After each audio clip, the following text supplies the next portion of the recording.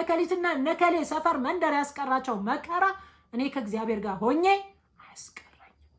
አንተ ከእግዚአብሔር ጋር ወግነህ ያ ሰፈር አያስቀርህ።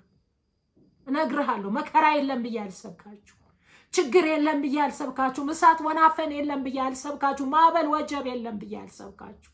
አለ ማዕበል አለ፣ አዎ። ወጀብ አለ፣ አዎ። እንደ እሳት የሚያቃጥል ነገር አለ፣ አዎ። ኑሮ የከለከለ የሚነዘንዝ ነገር አለ፣ አዎ አለ። ግን አልፈዋል። እነ ይስሐቅ እነ ሚሳቅ እና አብደናጎም አልፈውታል። እሳቱ አልቀጠለም፣ እንደውም የተሻለ ክብር አመጣላቸው ከፍ እንዲሉ። ዛሬ ማዕበል ውስጥ ያላችሁ፣ ወጀብ ውስጥ ያላችሁ፣ መከራ ውስጥ ያላችሁ ሰዎች መልእክት አለ። ለማዕበሉና ለወጀቡ መሸነፍ ትታችሁ መሸነፍ ላለባችሁ ለአምላካችሁ ተሸነፉ። እሱ ያልፋል። ማዕበሉ ያልፋል፣ እሳቱ ያልፋል፣ ወጀቡ ያልፋል። አንቺ የማያልፍ የሰራዊት ጌታ እግዚአብሔር የሚባል አምላክ አለ። ከእሳቱ በኋላ ክብር ነው ወደ ህይወታቸው የመጣው። ጭራሽ ከፍ።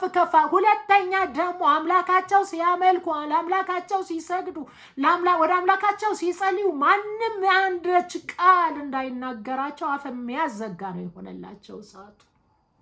ዛሬም መከራው ማን ያውቃል?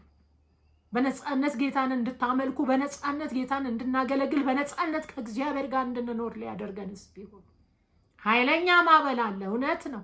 ኃይለኛ ሰልፍ አለ፣ እውነት ነው። ግን ከሰልፉ ኋላ ክብር አለ። ከሰልፉ ኋላ ሹመት አለ። ከሰልፉ ኋላ ከፍታ አለ። ሃሌሉያ! ይሄ ቃል ሕያው ነው ወገን፣ ይሄ ቃል ሕያው ነው።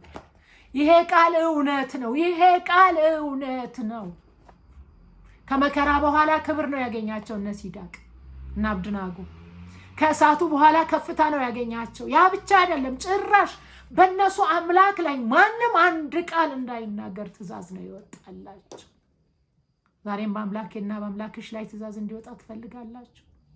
በተከተልነው ጌታ በቅድስና እንታወቅ፣ በመለየት እንታወቅ፣ በመገዛት እንታወቅ፣ ከእግዚአብሔር ጋር በመቆም እንታወቅ። አንሸቀጣቅጥ፣ አንቀል። እንዴ የንጉሥ አዋጅ እኮ ከባድ ነበር። እናንተ ስደተኞች እኮ ናቸው። በባዕድ ምድር ነው ያሉት።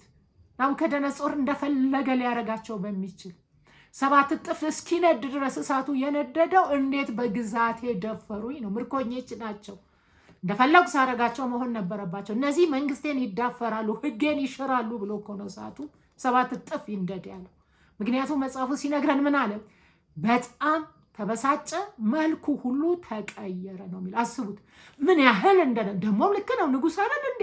ህጉን የሚያፈርሱ 3 ብላቴኖች ተገኝተው ሹማምንት